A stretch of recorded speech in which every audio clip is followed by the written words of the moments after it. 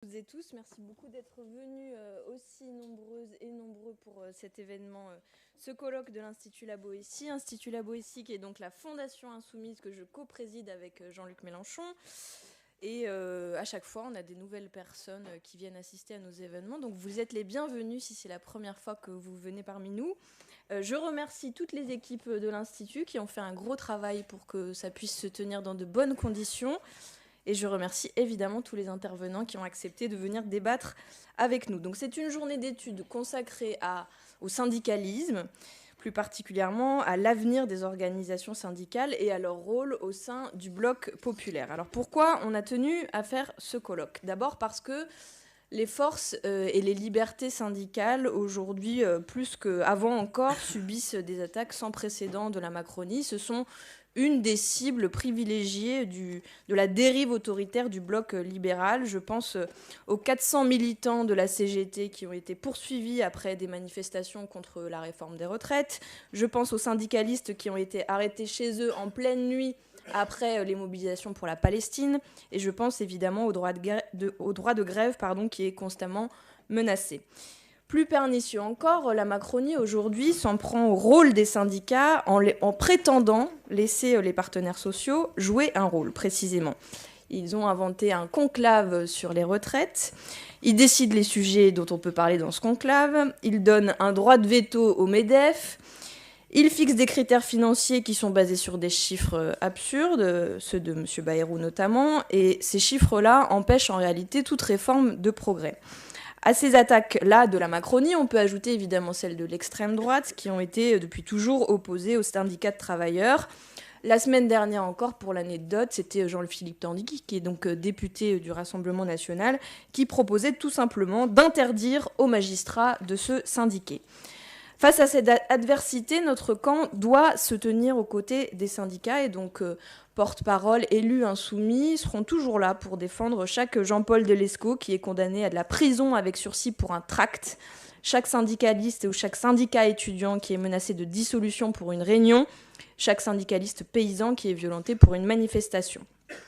Dans ce contexte-là d'attaque, notre rôle, c'est de regarder en face les transformations de la société et ce qu'elles impliquent pour le mouvement social.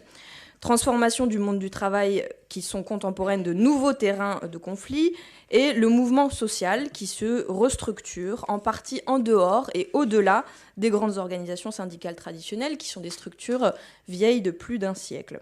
On a vu ainsi apparaître les marches organisées à l'appel des organisations de jeunesse, des mobilisations qui unissent des syndicats paysans, des collectifs écologistes, des associations comme celle face aux méga-bassines ces dernières années, ou encore la mobilisation longue et puissante des Gilets jaunes.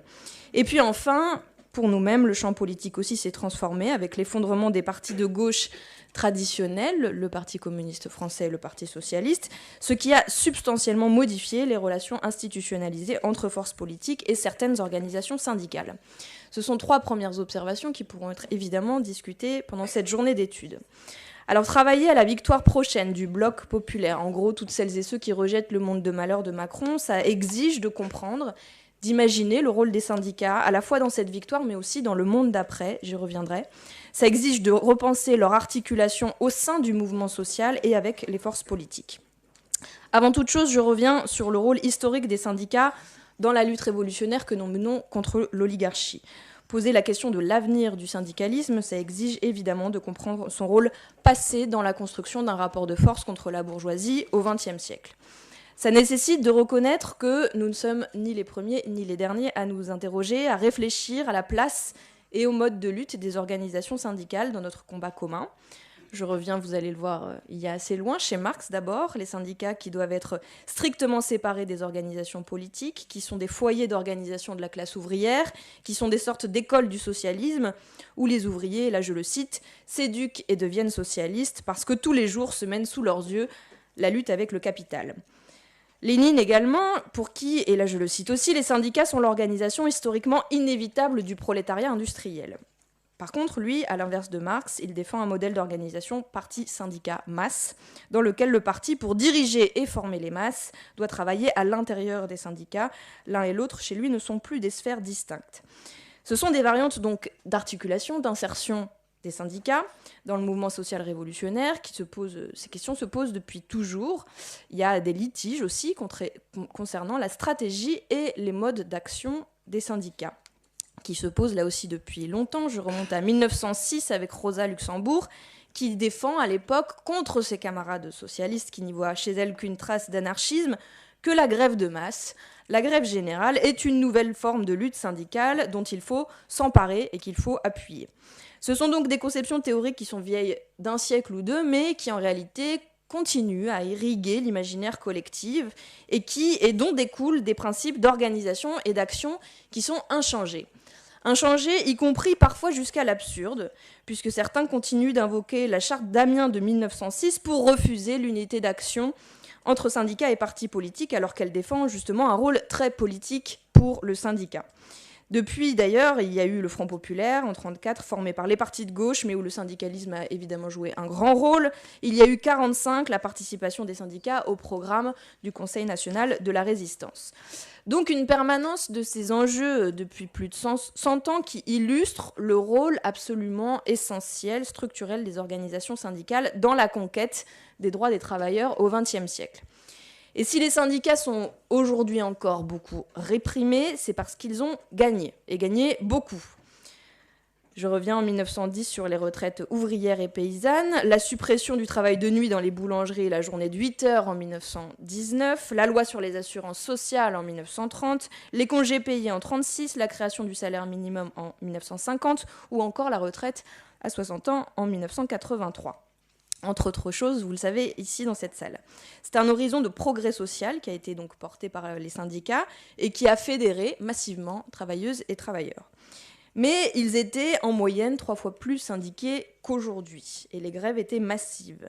Grève générale de 1953 qui a rassemblé 4 millions de personnes, ou encore mai à juin 68, où 7 millions de travailleurs étaient en grève et occupaient leurs usines, ce qui a conduit à ce que le SMIC soit ensuite augmenté de 35%. C'était donc un rapport de force mené par les syndicats extrêmement efficace. Je reviens au temps présent et un demi-siècle plus tard à Elisabeth Borne qui a passé en force une infâme réforme des retraites rejetée par la quasi-totalité de la population. Certains ont à ce moment-là déploré que l'activité la plus visible de l'intersyndicale se soit résumée à des journées d'action perlées. L'exemple de la lutte contre le report de l'âge de la retraite à 64 ans est très parlant, parce qu'on y a vu une transformation des modalités de prise en charge du rapport de force contre l'ordre dominant qui a échappé en partie aux grandes organisations syndicales traditionnelles. On a pu observer de nouvelles formes de résistance en réseau, des gens qui ont tenu la tranchée pendant les 3 mois de lutte contre cette réforme des retraites. Il y a eu des grèves, des manifestations puissantes évidemment, mais il n'y a pas eu de grève générale ou de journée d'action suivie pour les syndicats. Par contre, il y a bien eu des manifs sauvages, organisés par des jeunes, des chômeurs, des étudiants, la nuit, dans les villes, par les réseaux sociaux. Il y a eu aussi des occupations, là un péage d'autoroute, ailleurs un hypermarché, symbole du capitalisme écocidaire et pris comme tel par les gens qui les occupaient. Il y a eu aussi des blocages dans des secteurs clés de l'économie qui ont été auto-organisés par les travailleurs ou par certaines sections syndicales, dans des raffineries, des incinérateurs de déchets par exemple, avec les cheminots, les éboueurs, etc. Donc une transformation des modalités de mobilisation qui est assez logique. D'abord parce que, évidemment, la structure du marché du travail a énormément changé depuis le XXe siècle. Le prolétariat industriel syndiqué n'est plus et ne peut plus être seul au cœur d'un mouvement de masse. Les travailleurs, et a fortiori les plus précaires, ils ne sont plus seulement dans les usines. Ils sont ubérisés, ils font de l'intérim, ils changent très régulièrement de lieu de travail, ils relèvent parfois, souvent, du secteur tertiaire.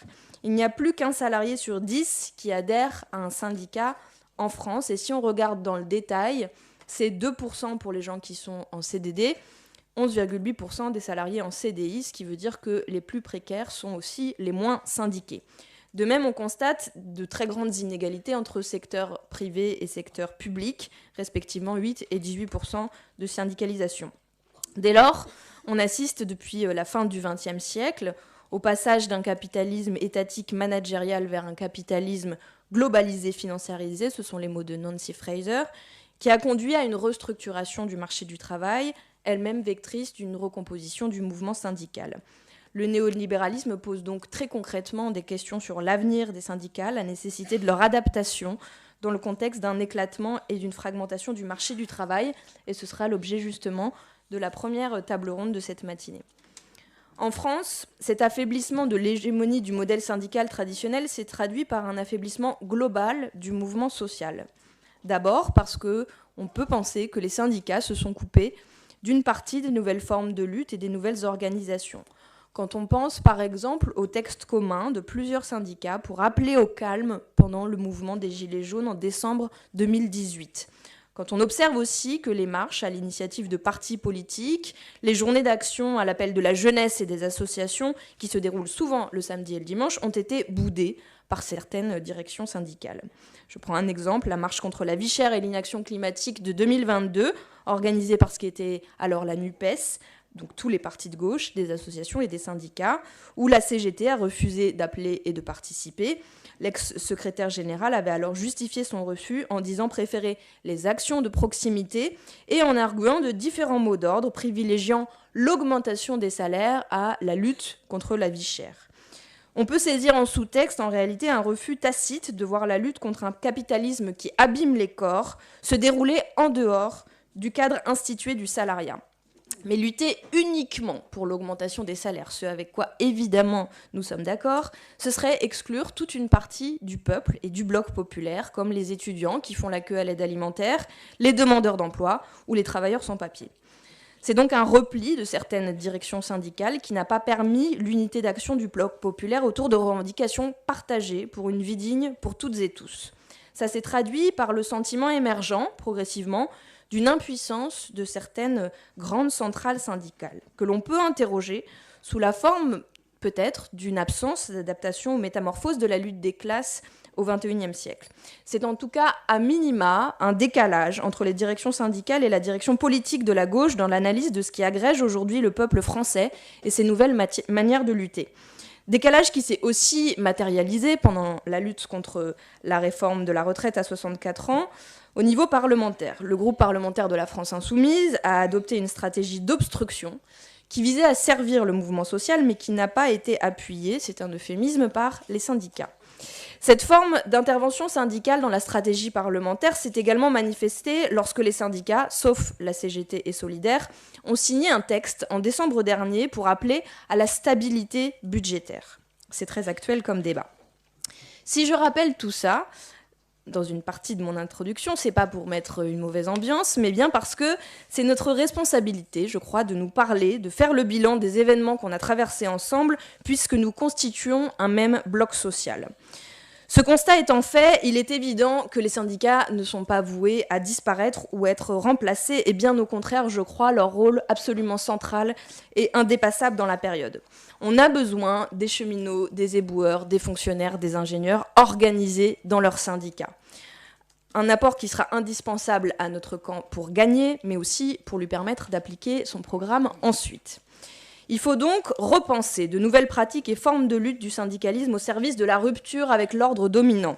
Ça doit passer par une reconfiguration de l'espace de l'action syndicale en dehors du salariat qu'elle prend traditionnellement en charge. Les syndicats peuvent agréger de nouveaux types de travailleurs et c'est justement l'objet de la seconde table ronde de cette journée. Et puis l'enjeu des nouvelles alliances avec les associations, les forces politiques sera traité dans le 4e et dernier temps de notre journée, de notre colloque. Avant de conclure, je veux insister sur un défi, celui de notre siècle, celui du changement climatique. Notre pays ne réussira pas la planification écologique sans les syndicats. Cette planification, c'est avant tout une méthode de gouvernement pour parvenir à un objectif politique. Il faut orienter l'action publique au service des besoins. Ça implique de respecter des principes politiques comme la règle verte, c'est-à-dire ne pas prélever davantage sur la nature que ce qu'elle ne peut reconstituer et ne pas produire davantage de pollution et de déchets que ce qu'elle ne peut supporter. Mais répondre à ces besoins, ça suppose de les définir démocratiquement. C'est ce qu'explique très bien Pat Devine, un économiste socialiste radical pour qui la planification doit aller du bas vers le haut. Nous ne défendons donc pas le modèle d'un État stratège et central comme seul régulateur qui définirait unilatéralement les priorités productives. Concrètement, ça doit se traduire par une participation de tous les citoyens à ce processus de définition des besoins sociaux et écologiques, une implication aussi à tous les échelons territoriaux, échelle nationale et locale, et de toutes les filières productives. Dès lors, les syndicats ont évidemment un rôle central à jouer. On va évoquer ça dans la 3e table ronde de ce colloque. Je conclus en disant que l'application du programme de rupture que nous avons élaboré, rupture avec le capitalisme, ça ne se fera pas sans résistance évidemment. Face aux forces de l'argent, face aux attaques spéculatives, face aux patrons voraces, un gouvernement ne pourrait agir seul. Donc, dans les lieux de travail, dans les rues, sur les réseaux sociaux, la mobilisation populaire, pour y parvenir, elle devra être extrêmement puissante. Et donc, elle ne se fera pas sans les syndicats. Je termine avec les mots de Jaurès, évidemment. Le capitalisme n'est pas éternel et en suscitant un prolétariat tous les jours plus vaste et plus groupé, il prépare lui-même la force qui le remplacera. C'est tout ce que je nous souhaite. Je vous souhaite un excellent colloque. Merci à tous.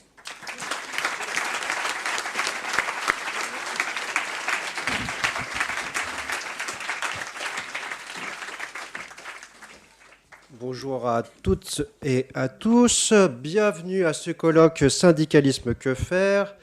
Alors je tiens à remercier tout d'abord l'ensemble de l'équipe de l'Institut La Boétie pour l'organisation de cet événement, en particulier Jeanne Huybrecht, Sarah Arnaud, Antoine Salpapou, Manuel Ménal et Zoé Pébeil. Alors sans elles et sans eux, évidemment, cet événement n'aurait jamais pu avoir lieu. Un grand merci donc. Un grand merci également à l'ensemble de nos intervenantes et de nos intervenants qui ont accepté cette invitation. Nous avons la chance d'accueillir des syndicalistes, des chercheuses et des chercheurs, ainsi que des élus qui possèdent une connaissance fine du syndicalisme et de ses enjeux. Je ne crois pas trop m'avancer en présumant que la journée sera riche d'échanges et de réflexions originales sur le thème qui nous réunit aujourd'hui. Alors je me présente, je m'appelle Maxime Kijou, je suis chargé de recherche au CNRS, en sociologie, membre du LISE, au Conservatoire national des arts et métiers. Alors mes travaux portent sur le travail, le syndicalisme et les sociétés coopératives. Avec mes collègues Baptiste Giraud et Karel Lyon, j'ai notamment coordonné une note pour le think tank Intérêt Général intitulée « Que peut l'État pour renforcer le syndicalisme ?», dont j'aurai l'occasion de revenir dans un instant. Excusez-moi, ce micro me gêne un peu pour lire mes notes. Voilà. Les membres de l'Institut m'ont chargé d'ouvrir ce colloque et je les en remercie. Je vous propose donc, au cours de ces quelques minutes qui me sont accordées, de revenir sur la genèse de cet événement au carrefour de la recherche, du syndicalisme et de la politique. Ce colloque est le produit de 2 temporalités. Il tire son origine tout d'abord du mouvement social que la France a connu en 2023. Après des années de recul et de division, l'ensemble des organisations syndicales s'unissaient pour s'opposer à une énième réforme des retraites visant à reporter le départ légal de 62 à 64 ans. Des semaines durant, l'intersyndicale parvient à réunir des millions de Françaises et de Français dans la rue. La protestation est forte dans les métropoles, mais aussi dans de nombreuses communes de petite ou moyenne taille qui connaissent des records de mobilisation. De fait, 9 salariés sur 10 se déclarent alors contre le projet du gouvernement. Celui-ci n'a d'autre choix que de passer en force en recourant à une série de 49.3. Cette intransigeance va d'ailleurs mettre en lumière les limites de l'action du mouvement social, Clémence l'a rappelé, révélant à cette occasion un étonnant paradoxe. Soutenus par une écrasante majorité de salariés, les syndicats ne réussissent pas pour autant à créer un rapport de force suffisant, notamment en mettant la France à l'arrêt, selon la formule consacrée alors. Ce paradoxe a suscité de nombreux commentaires sur l'état du syndicalisme en France. Pour certains, cette situation était révélatrice d'une bureaucratisation des organisations syndicales, ces dernières étant soucieuses désormais d'éviter l'affrontement avec le pouvoir en refusant par exemple d'en appeler à une grève générale. Pour d'autres, elle jetait une lumière crue sur l'affaiblissement structurel des syndicats dans l'Hexagone, désormais incapables d'organiser massivement des arrêts de travail dans de larges professions, hors des bastions traditionnels comme l'énergie, les transports ou les services publics. Elle soulignait surtout les contradictions d'une division du travail politique entre démocratie sociale et démocratie politique, syndicalistes et élus se regardant en chiens de faïence, peu enclins à élaborer une stratégie commune pour parer au projet délétère du gouvernement. Depuis, l'arrivée plus ou moins massive de nouveaux adhérents, la participation à la campagne des législatives en faveur du nouveau Front populaire et l'arrivée de nouvelles dirigeantes syndicales à la tête des principales organisations du pays donnent une impression de progressif renouveau. 2 ans après, qu'en est-il réellement ? Quel bilan peut-on tirer du mouvement social de 2023 ? Dans quel état le champ syndical se trouve-t-il de manière générale ? Quels sont les leviers d'action et de mobilisation dont disposent les organisations de travailleuses et de travailleurs aujourd'hui dans les entreprises, les territoires et la société pour s'opposer aux invariables régressions sociales qui affectent le monde du travail depuis 40 ans ? Cette temporalité politique, propre au mouvement social, vient alors se superposer à un temps plus long et plus académique. Depuis quelques années, la question du rapport aux politiques du champ syndical constitue un objet de préoccupation croissant parmi certains sociologues et politistes. Au cours des 4 dernières décennies, on observe un recul sans précédent des droits syndicaux et des acquis conquis sociaux du monde du travail. Montée du chômage, précarisation de l'emploi et du travail, désindustrialisation, atomisation des collectifs de travail, privatisation et fermeture de nombreux services publics, réforme quasi constante du droit du travail, amenuisement des moyens syndicaux, émergence d'un nouveau paradigme du dialogue social, ubérisation de l'économie, etc. L'étiologie de l'effondrement du syndicalisme, en France et ailleurs, est désormais bien documentée. Colloque après colloque, enquête après enquête, les mêmes diagnostics sont posés invariablement sans que ni la recherche ni les organisations syndicales ne parviennent à ériger des solutions pour enrayer cette dynamique mortifère. Face à une libéralisation toujours plus grande de l'économie, permise par des gouvernements successifs soucieux de ménager la politique de l'offre, un sentiment général d'impuissance a progressivement envahi les cœurs et les esprits, les stratégies et les pratiques. Échaudées par des décennies d'attaques de l'État contre le monde du travail, les organisations sont désormais parfois arc-boutées sur une lecture catéchistique de certains fondements syndicaux. Au nom de la Charte d'Amiens, par exemple, les syndicats devraient plus se mêler de politique, alors même que les attaques qu'ils subissent devraient sans doute les inciter à redoubler d'efforts pour ferrailler au plus près d'où s'élaborent les lois et s'exerce le pouvoir. De son côté, le champ politique, travaillé par un entre-soi toujours plus éloigné du monde du travail, s'est progressivement désintéressé de la matérialité quotidienne des travailleuses et des travailleurs. Ces derniers ne sont plus souvent qu'une donnée, essentiellement perçue comme un coût pour l'entreprise ou pour la collectivité, et non comme les productrices et producteurs de la richesse nationale.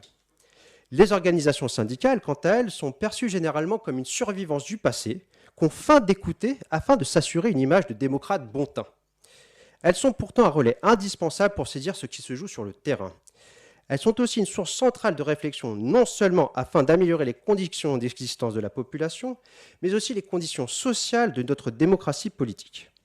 L'autonomisation du champ syndical du monde politique, indispensable en son temps, s'est-elle transformée depuis en un gouffre délétère pour la défense des travailleuses et des travailleurs ? Depuis quelques années, nous sommes quelques chercheurs et chercheuses à tenter toutefois d'examiner les continuums possibles entre champ syndical et champ politique, considérant que l'effondrement du syndicalisme réside justement, en partie au moins, dans la déconnexion croissante entre démocratie sociale et démocratie politique. En 2018, nous coordonnions par exemple avec mon collègue Karel Lyon un dossier sur le syndicalisme et le politique dans la revue Savoir Agir, visant à interroger justement les porosités entre ces différents univers. La même année, Baptiste Giraud, Karel Lyon et Sophie Béroux publiaient un manuel intitulé judicieusement « Sociologie politique du syndicalisme », dont l'ambition était non seulement de donner à comprendre le fonctionnement du syndicalisme français, mais d'en souligner sa nature profondément politique dans une acception large allant des visées originelles aux pratiques syndicales quotidiennes. Plus récemment, Karel Lyon coordonnait un ouvrage collectif intitulé « Le syndicalisme et politique », rassemblant un ensemble de contributions de chercheuses et de chercheurs sur des thèmes aussi variés que le féminisme, l'écologie, l'intervention dans la gestion des entreprises ou les gilets jaunes. Il ne s'agit pas, bien entendu, de recréer les conditions d'une subordination des syndicats à une organisation politique. Nous ne sommes pas des nostalgiques de la courroie de transmission. Notre ambition vise plutôt à lever un écueil bien identifié par Jean-Marie Pernaut dès le début des années 2000, rappelant, je le cite, que le risque serait qu'à une phase de délégation du politique succède une phase de déni de la dimension politique indissociable de l'action syndicale. À l'heure où la charte d'Amiens est brandie aussitôt le mot politique énoncé, dans un geste qui relève souvent plus du réflexe que d'une réflexion, il nous semble opportun de recréer les conditions d'un dialogue et d'une visée commune entre organisations syndicales et organisations politiques. L'échec du mouvement social de 2023 en témoigne. Plus que jamais, le monde syndical a besoin de nouveaux droits, difficilement obtenables sans passer par la casse législative. Inversement, le champ politique est plus que jamais isolé lorsque les organisations syndicales mettent des millions de personnes dans les rues. Et lorsque cette colère est disqualifiée, c'est la frustration sociale qui prend le dessus, produisant aussi bien retrait politique, notamment des classes populaires, que récupération idéologique, notamment par l'extrême droite. C'est dans cette perspective de reconstruire des ponts entre champ syndical et champ politique qu'en 2021, l'occasion nous a été donnée d'échafauder quelques pistes de réflexion programmatique. À la suite de la création du think tank Intérêt Général, dont je crois que Clémence était l'une des fondatrices, si mes souvenirs sont bons, ou en tout cas, voilà. Ces responsables nous ont incités à produire une note visant à imaginer ce que ferait un gouvernement progressiste en matière de droit syndical, une fois arrivé au pouvoir. 2 ans durant, nous avons rassemblé nos analyses et nos idées, sollicité des collègues, échangé avec les membres d'Intérêt Général, des syndicalistes, des chercheurs, des élus. Au terme de cette période, nous avions un document d'une vingtaine de pages réunissant des mesures visant pêle-mêle à redonner à l'État les moyens d'assurer ses missions de protection et de contrôle, lutter contre les discriminations et la répression antisyndicale, ou bien encore réorganiser la représentation du personnel, notamment en étendant les pouvoirs syndicaux dans la gestion des entreprises, face à l'urgence climatique ou face aux nouvelles frontières du travail. Depuis 2 ans, la note a un peu circulé. Certaines idées ont ainsi été reprises, notamment dans l'actualisation récente de l'avenir en commun. Un projet de proposition de loi est par ailleurs en préparation au Sénat. Alors, on ne va pas se mentir, la conjoncture politique actuelle n'est pas des plus favorables, c'est un euphémisme, mais l'idée est de tenter de sortir des ornières dans lesquelles le néolibéralisme nous enferme depuis 40 ans, bridant nos capacités d'élaborer de nouvelles stratégies pour obtenir de nouveaux droits syndicaux. En s'intitulant « Syndicalisme, que faire ?», ce colloque s'inscrit donc pleinement dans cette double ambition théorique et politique. D'un côté, comprendre les transformations politiques du syndicalisme, non seulement dans ses pratiques et ses combats dans l'entreprise, mais aussi dans sa manière d'intégrer et de façonner les grandes questions sociales et démocratiques de notre époque. De l'autre, ce colloque vise à remettre la question syndicale au cœur de l'agenda politique, en créant, nous l'espérons, des canaux idoines pour l'intérêt des salariés et du progrès social. Intersyndical d'un côté, nouveau front populaire de l'autre, les espaces et les pratiques existent déjà. Bon, on sait que c'est un peu compliqué parfois, surtout comme en ce moment, mais bon.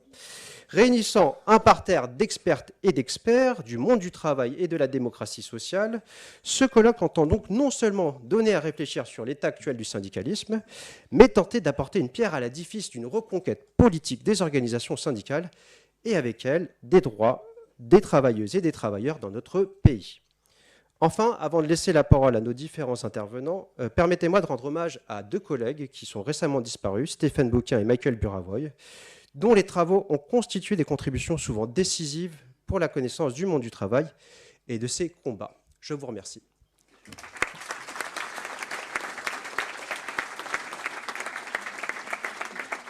Merci. Alors, sans transition, on va passer à la première table. Qui s'intitule « Le néolibéralisme sonne-t-il la fin du syndicalisme ?» avec l'idée sous-jacente de donner un focus sur les nouvelles conflictualités du travail. Alors, nous avons la chance que cette table soit animée par Marion Beauvalet, avec des intervenantes comme Carlotta Benvenu, Sophie Bernard, Hubert Raguin et Kamel Brahmi. Je vous laisse la parole pour 1 heure et demie, je crois, c'est ça ? Merci.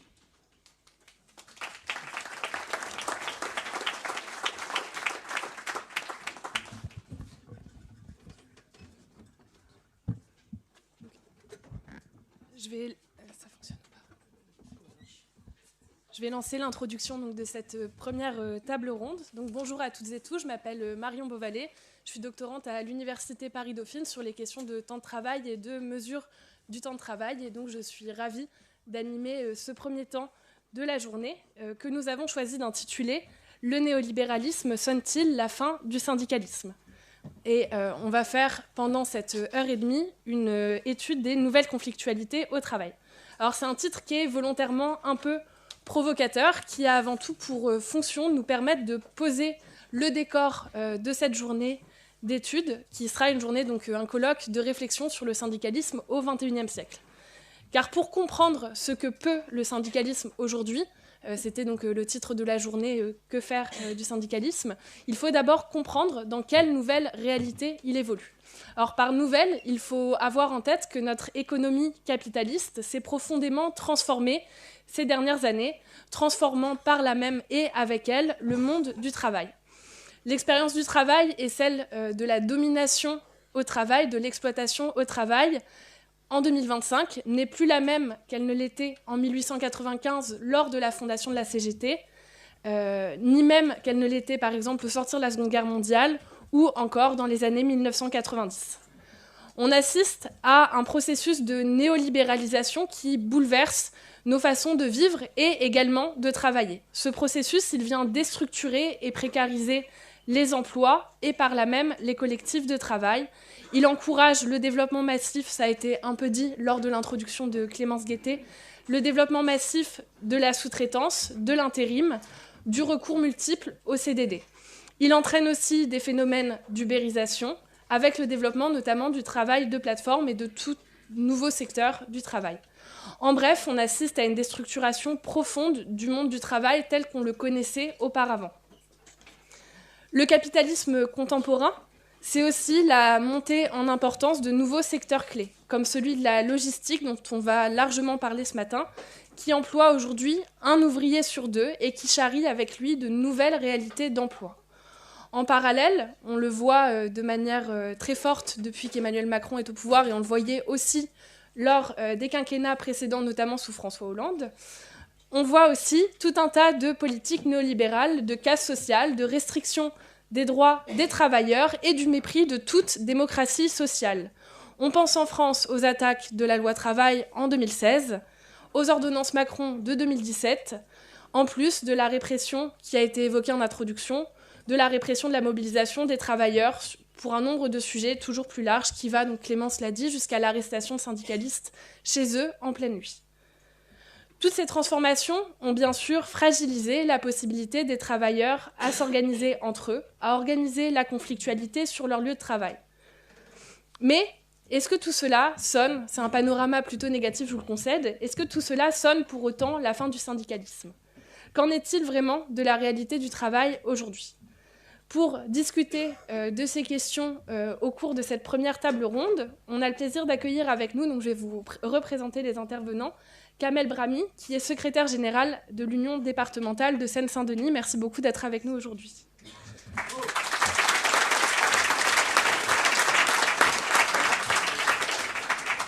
On accueille également Hubert Raguin. Vous êtes ancien dirigeant syndical de Force ouvrière. Merci également pour votre présence. Et on accueille également Carlotta Benvegnou, donc bienvenue. Vous êtes sociologue du travail et spécialiste du secteur de la logistique et du monde des entrepôts notamment.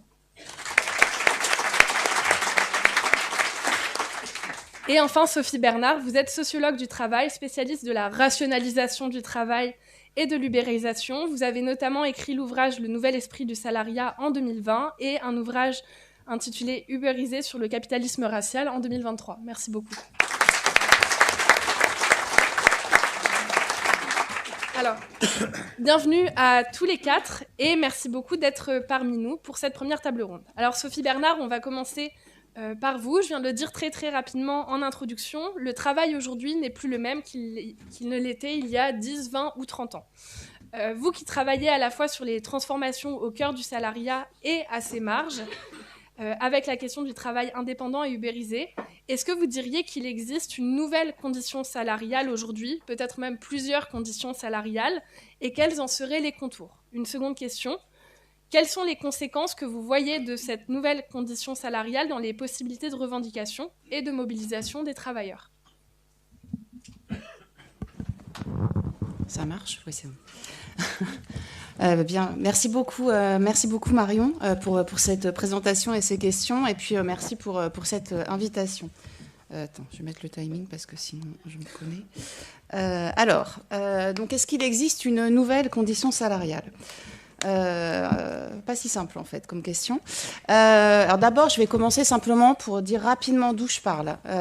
Donc, je suis sociologue du travail, donc j'ai mené des enquêtes de terrain dans différents secteurs, dans la grande distribution, dans des banques, dans la vente et le commerce, dans les services, auprès de populations différentes, allant des caissières aux cadres, en passant par des employés et en allant donc du côté des travailleurs de plateforme, avec des statuts d'emploi différents, donc statut salarié, statut d'indépendant, en tout cas théoriquement.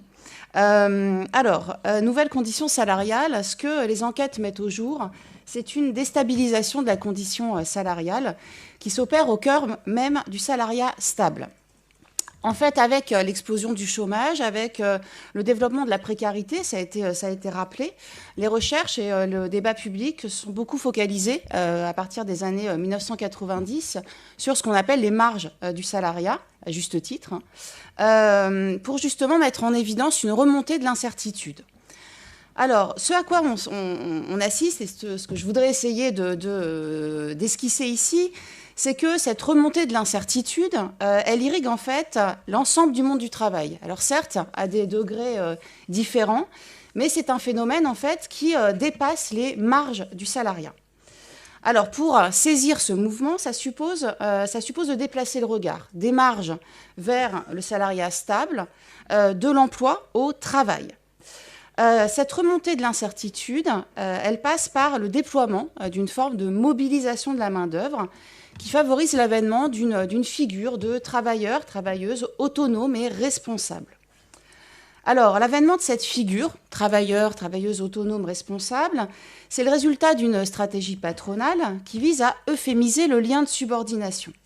L'objectif de cette euphémisation du lien de subordination, de cette dissimulation, c'est d'obtenir en fait des salariés un engagement au travail tout aussi conséquent que celui des travailleurs indépendants. On va leur donner le sentiment qu'ils travaillent pour eux, pour leur propre compte et non pour l'employeur. Et on va leur accorder une forme d'autonomie au travail, mais pour la mettre au service de la performance de l'organisation. En ayant finalement, grâce à cette stratégie, en ayant à sa disposition des salariés qui sont fortement investis au travail. Moi, c'est ce que j'appelle donc l'autonomie pour l'organisation.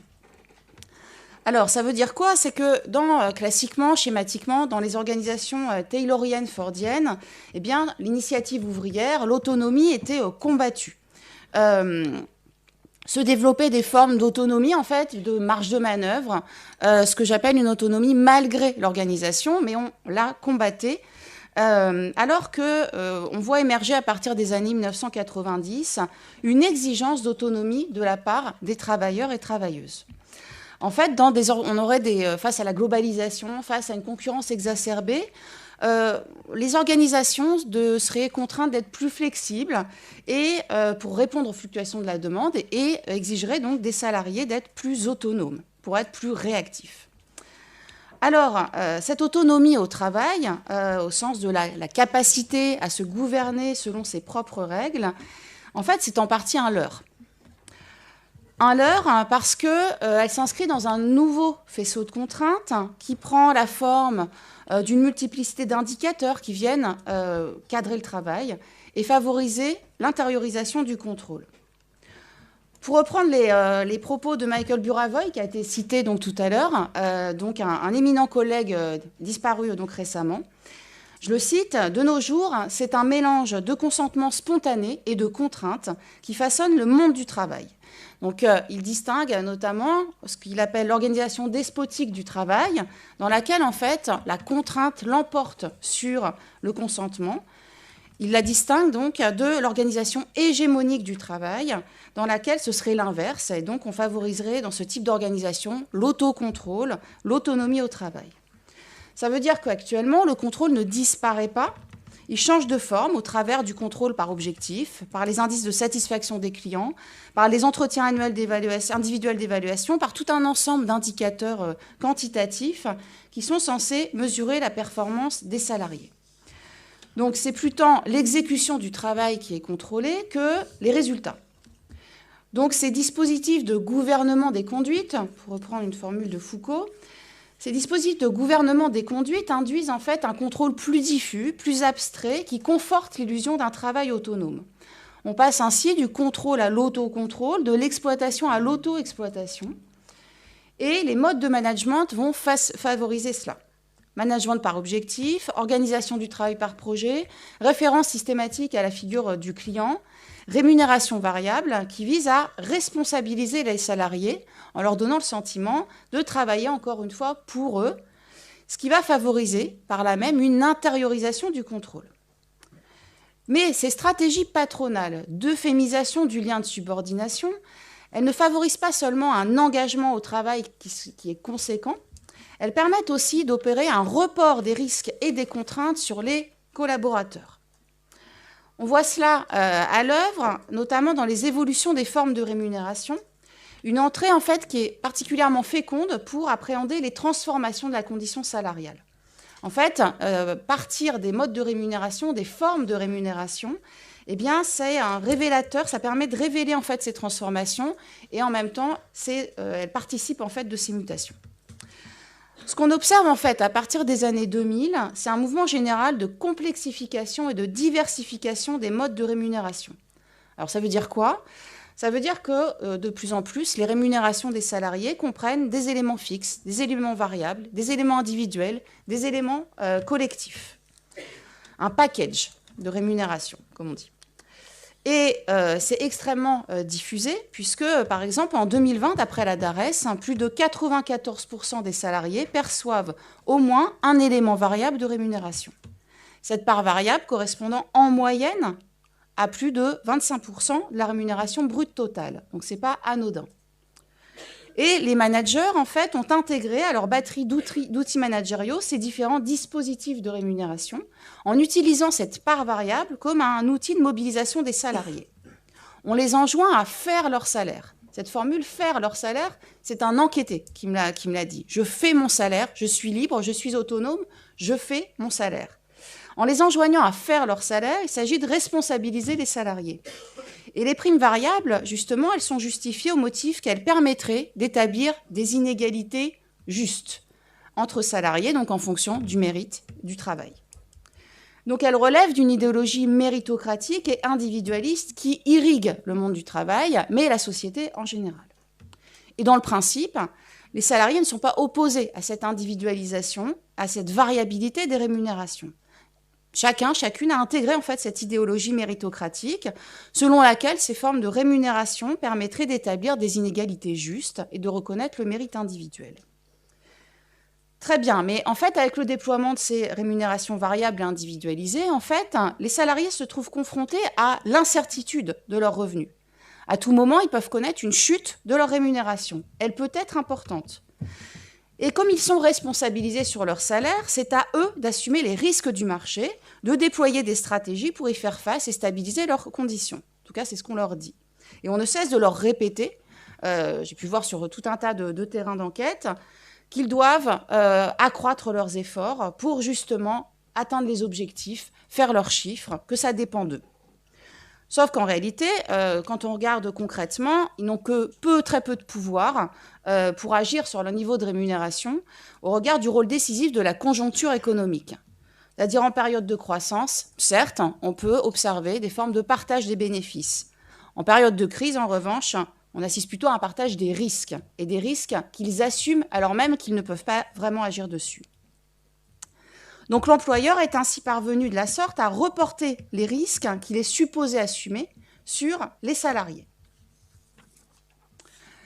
Alors, cette situation, elle met les salariés dans une situation donc, de vulnérabilité et elle entraîne une forme de concurrence entre salariés venant briser les solidarités. Pour reprendre les termes de Robert Castel, la concurrence entre égaux tend à se substituer à ce qu'il appelle donc la société des semblables. La société des semblables, c'est une société différenciée, inégalitaire, mais qui dote les différentes catégories sociales des mêmes droits protecteurs, droit du travail et protection sociale. Mais lorsque la dimension statutaire du salariat se trouve en fait vidée de sa substance au profit de sa dimension marchande et contractuelle, comme quand on dit « faites votre salaire », eh bien en fait, le salarié, la salariée se trouve livrée à elle-même ou à lui-même et entre dans cette concurrence entre égaux pour affirmer sa différence dans le seul but d'améliorer sa propre condition. Donc, en réduisant le salariat à sa dimension marchande et contractuelle, le déploiement de ces formes de rémunération variable et individualisée participe en fait à brouiller la frontière entre travail salarié et travail indépendant. Parce que finalement, quand les salariés sont enjoints à faire leur salaire, quand ils en supportent individuellement les risques, ils assument les risques du marché, eh bien, il y a peu de distance entre eux, entre elles, et les nouveaux travailleurs indépendants, ou ce qu'on appelle donc les travailleurs ubérisés. La frontière, elle apparaît poreuse. Si on regarde du côté des travailleurs des plateformes, justement, on a là des personnes qui sont en quête d'autonomie, quête de liberté, qui franchissent le pas de l'indépendance dans le but d'améliorer leur situation. Donc, ces indépendants, théoriquement, puisque leurs comportements sont en réalité encadrés par la plateforme au travers de ce qu'on appelle un management algorithmique.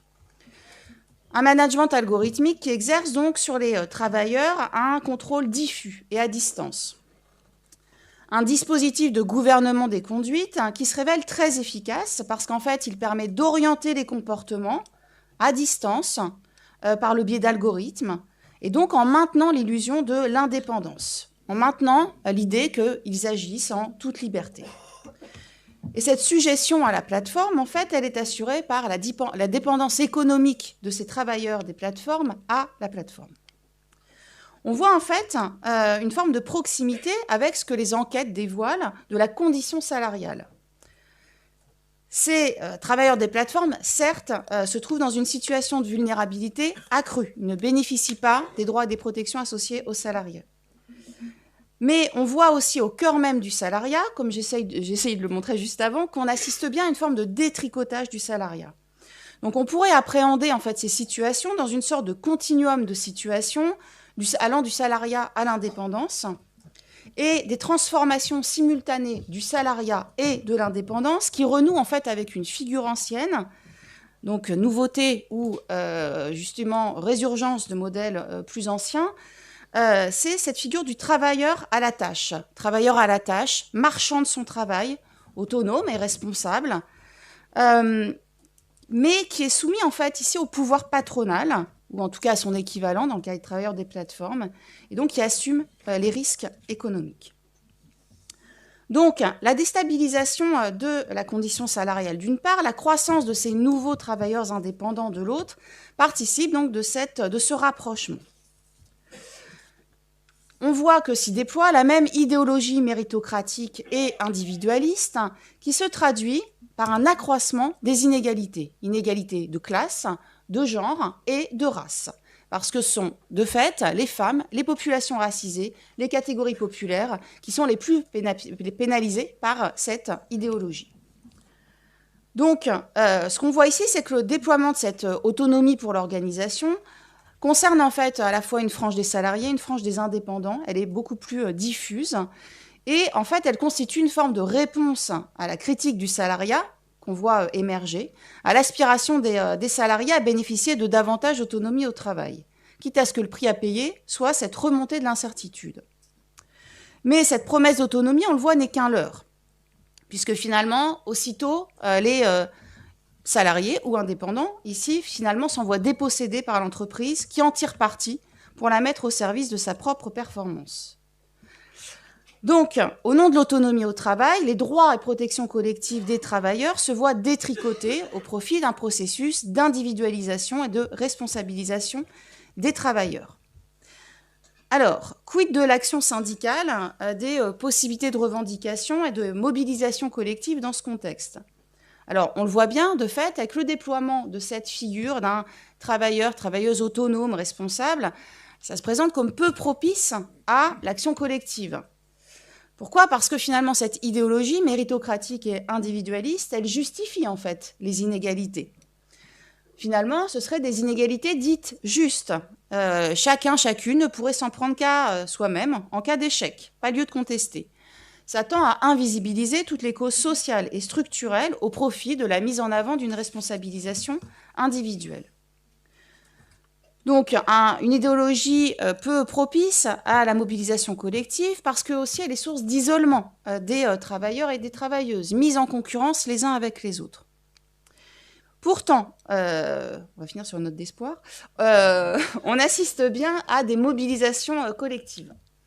du côté des travailleurs des plateformes, du côté, ça a été dit, dans la grande distribution aussi. Et le déclencheur, c'est un peu toujours le même. C'est une promesse non tenue, une promesse d'autonomie accrue, allant jusqu'à l'indépendance, une promesse de réussite individuelle, supposée récompenser les efforts, reconnaître le mérite, qui nourrit donc de fortes attentes et qui entraîne de fortes déceptions quand ces promesses, justement, ne sont pas tenues. Mais en fait, de la déception individuelle au sentiment d'injustice, du ressenti individuel à la cause collective, évidemment, le passage n'est pas du tout automatique. Pourtant, on voit bien, en dépit de ce contexte peu favorable, la possibilité d'émergence de collectifs et de collectifs contestataires. On le voit en particulier du côté de celles et ceux pour lesquels ça pourrait paraître initialement le plus improbable, ces travailleurs des plateformes. Alors de fait, le combat a en partie payé. Il y a eu un certain nombre de réussites, comme l'obtention de la reconnaissance, la présomption de salariat, mais c'est loin d'être fini.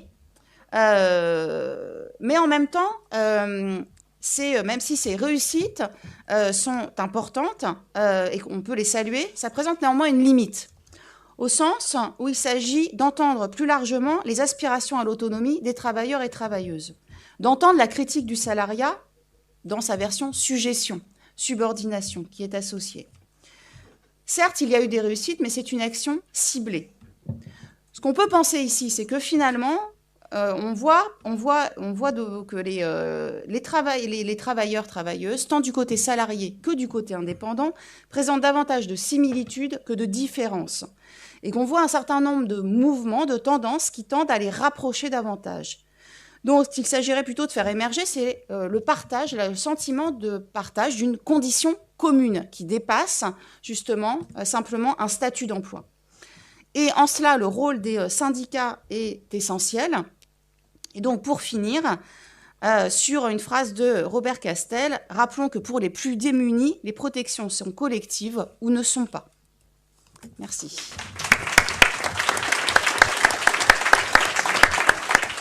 Je vais passer 2 minutes. Merci beaucoup, Sophie. Donc pour poursuivre sur la nouvelle donne au travail, je me tourne vers toi, Carlotta Benvegnou. Tes travaux portent sur le nouveau secteur de la logistique, qui est devenu un secteur central dans le capitalisme globalisé pour la circulation tant des flux que des marchandises. Alors tout d'abord, est-ce que tu peux nous expliquer ce que c'est concrètement que ce monde de la logistique, en quoi il implique toute une nouvelle réalité de travail et en quoi on peut le considérer comme un cas paradigmatique du travail néolibéralisé? Et deuxième question, est-ce que ce travail logistique atomisé exclut toute possibilité d'organisation des travailleurs ou est-ce qu'au contraire, il laisse quand même entrevoir de nouvelles opportunités de lutte? Merci. Merci beaucoup, Marion. Je mets aussi le chronomètre. Je vais essayer de répondre à toutes tes questions. Donc, tout d'abord, qu'est-ce qu'est concrètement la logistique? Alors, en tant qu'activité, c'est assez simple. La logistique concerne un peu tout ce qui a trait au transport et à l'entreposage de marchandises, c'est-à-dire leur acheminement, la gestion des flux de produits finis, de matières premières, mais aussi d'informations. Donc, depuis les années 80, c'est aussi un secteur qui a beaucoup changé. Donc, il a augmenté en importance en termes d'emploi, mais il a aussi évolué en termes de conditions de travail et organisation du travail, c'est-à-dire qu'il s'est fortement industrialisé d'un côté et aussi modernisé avec l'introduction de tout un tas d'outils techniques et de technologies qui permettent notamment la traçabilité des produits, donc tout au long des chaînes de distribution, mais aussi évidemment aussi la traçabilité du travail et des travailleurs. Donc une autre manière sinon de voir la logistique, de l'interpréter, c'est de la voir comme une sorte d'infrastructure, je dirais, de l'économie et de notre économie qui est une économie globalisée. Dans le sens où, vous le savez sûrement, mais 90% des marchandises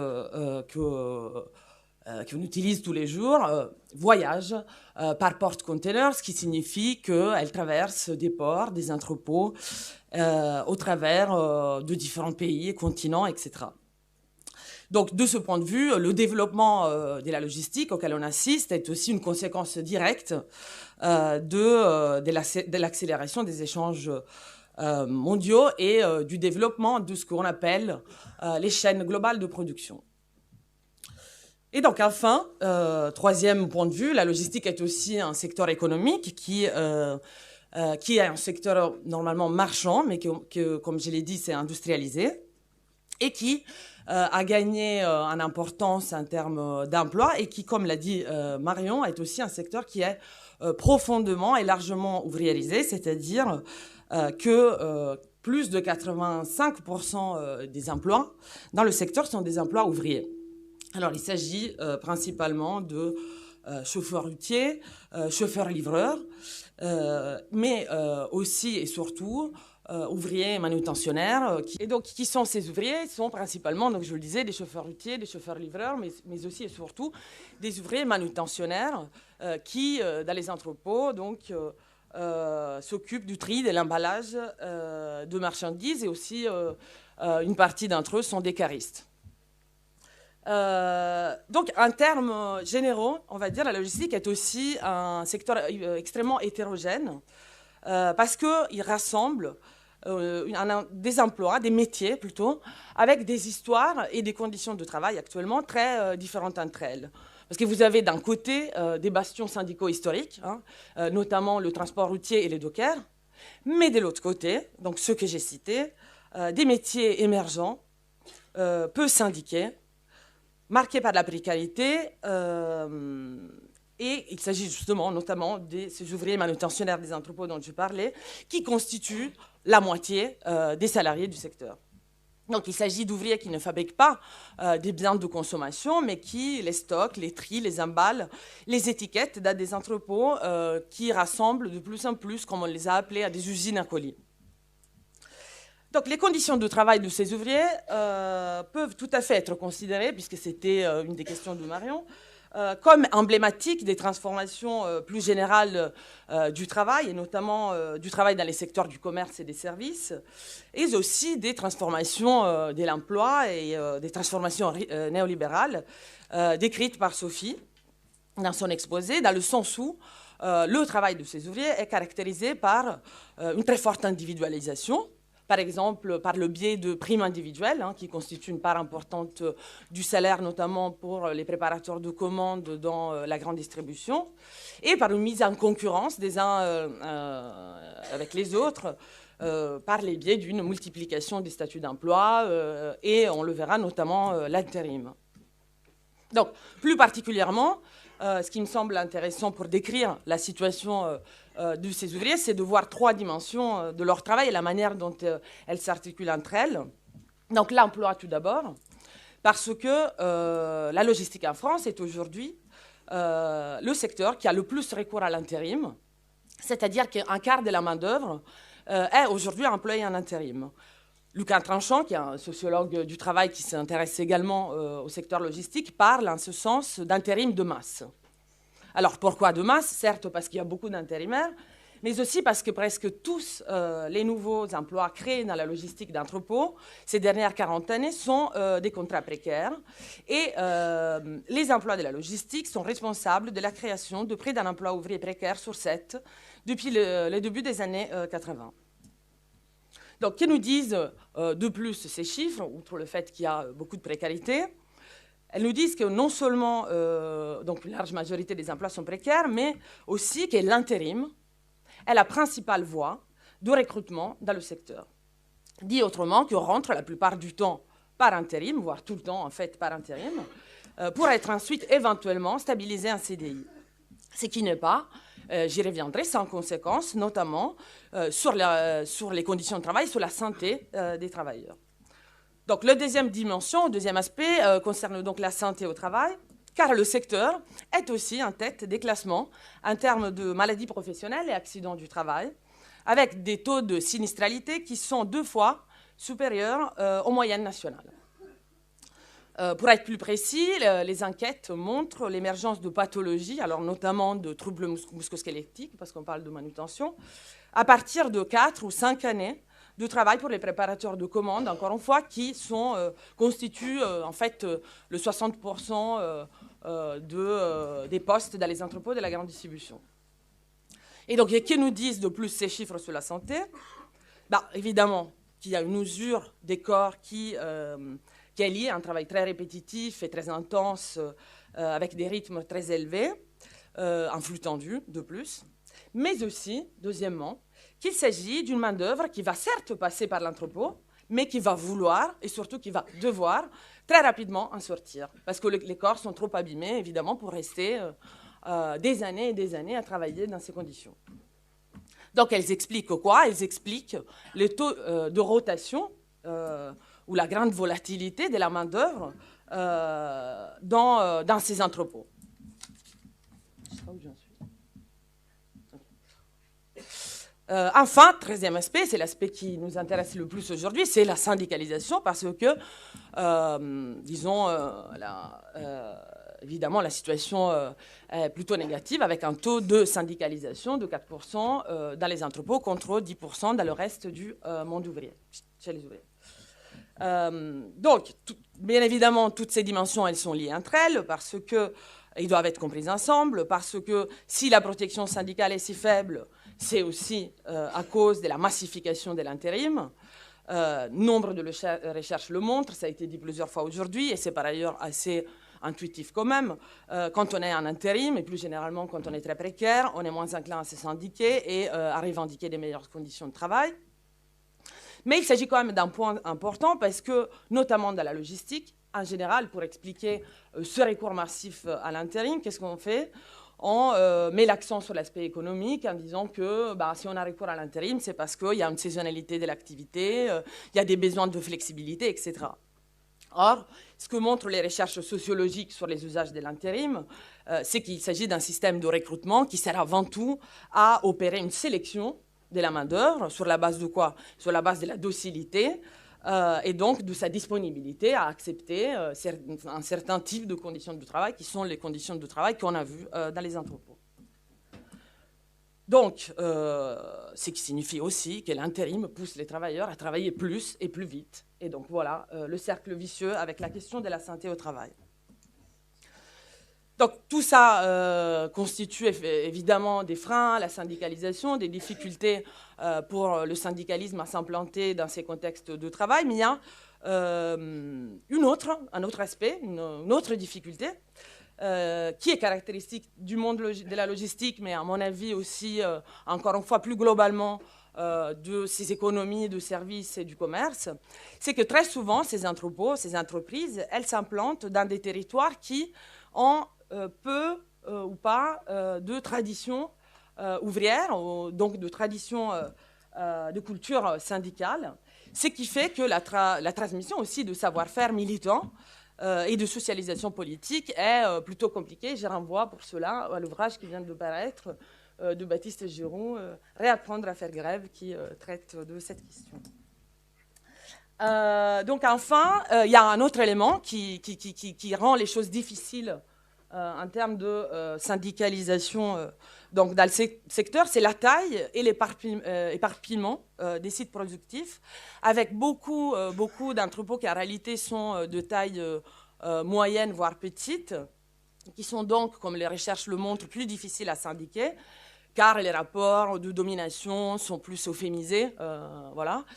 Mais ça, en réalité, et ça c'est intéressant pour le débat d'aujourd'hui, je pense que ça change un peu, parce qu'en réalité, on voit émerger de plus en plus, alors petit à petit, des entrepôts grands, XXL, on les appelle, notamment dans le e-commerce, avec par exemple à Brétigny-sur-Orge, un entrepôt, un site Amazon qui emploie plus de 4000 personnes.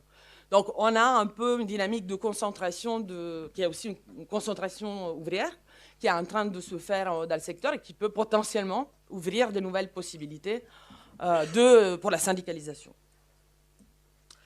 Mais bon, tous ces aspects, donc précarité, etc., devraient théoriquement produire un univers de travail très pacifié, peu conflictuel. Or, voilà, c'est un peu le contraire qu'on observe avec nos recherches.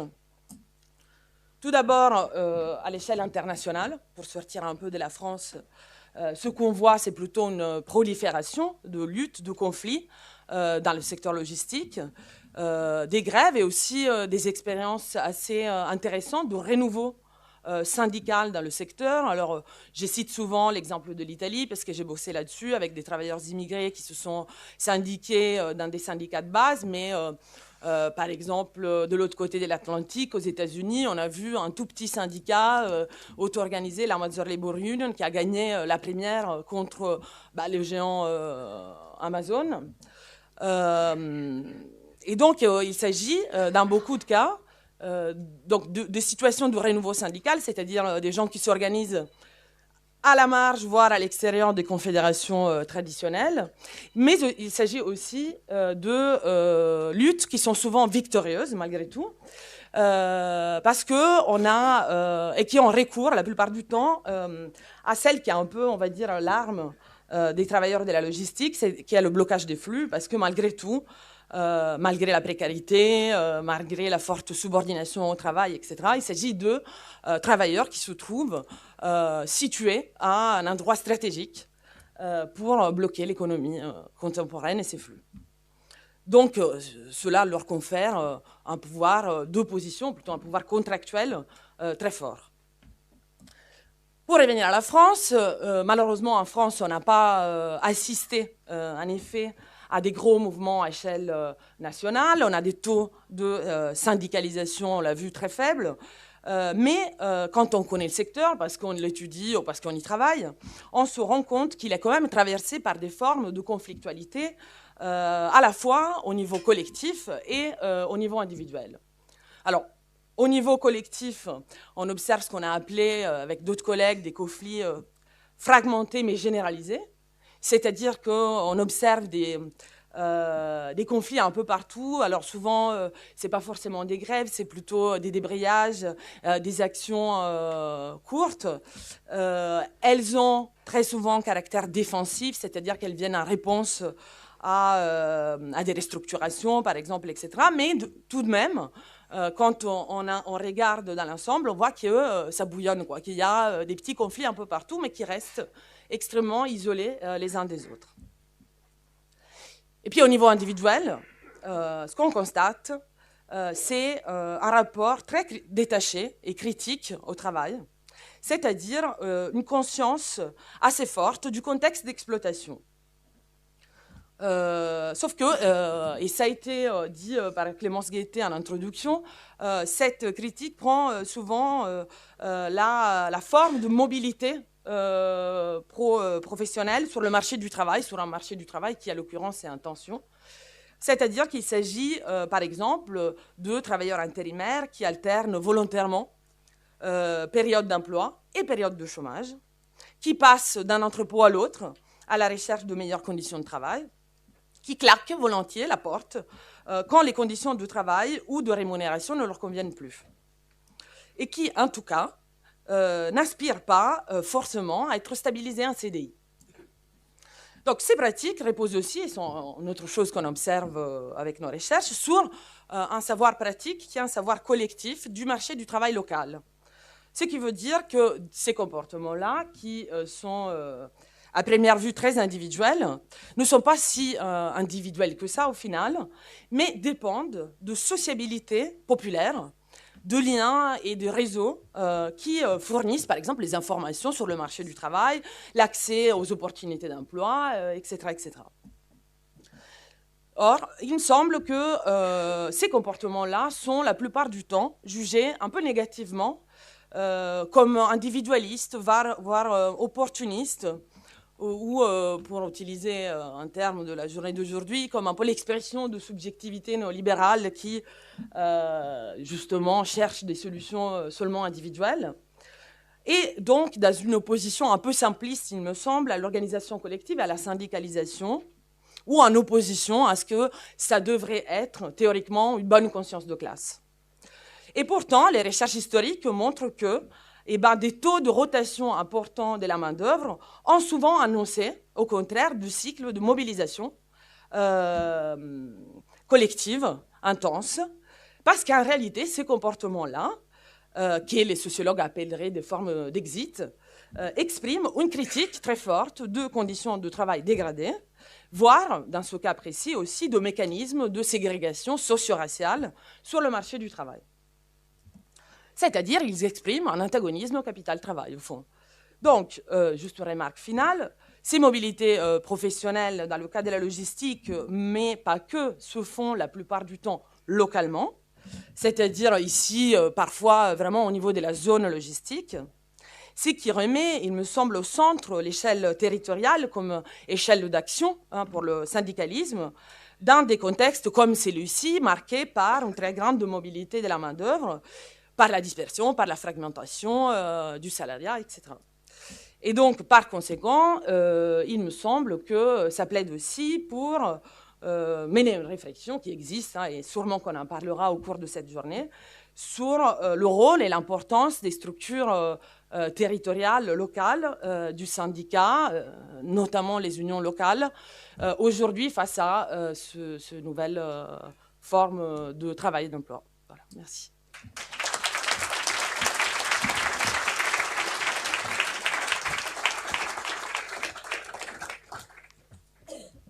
Alors, merci beaucoup Carlotta pour cette réponse. Maintenant, on va en venir à vous, donc Hubert Raguin.